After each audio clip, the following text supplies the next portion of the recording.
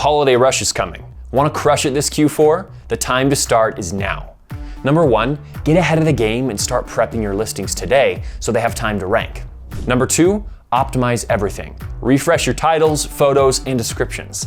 To get found when demand spikes, use strong keywords. Yaballe's AI Title Optimizer can help you do that instantly.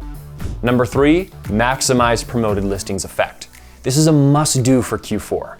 Increasing your eBay price and simultaneously increasing your promoted listings ad rate can be a very effective way to increase profit margins and visibility at the same time. Number 4, manage your stock. Keep your inventory tight and list more items from the categories of your best sellers. Avoid out of stocks. If you're using our auto ordering, we've got you covered. Number 5, add a buffer. Shipping carriers will be swamped. 5 days before Christmas, extend shipping even more so you don't promise unrealistic delivery dates. You can go back to faster handling after the rush.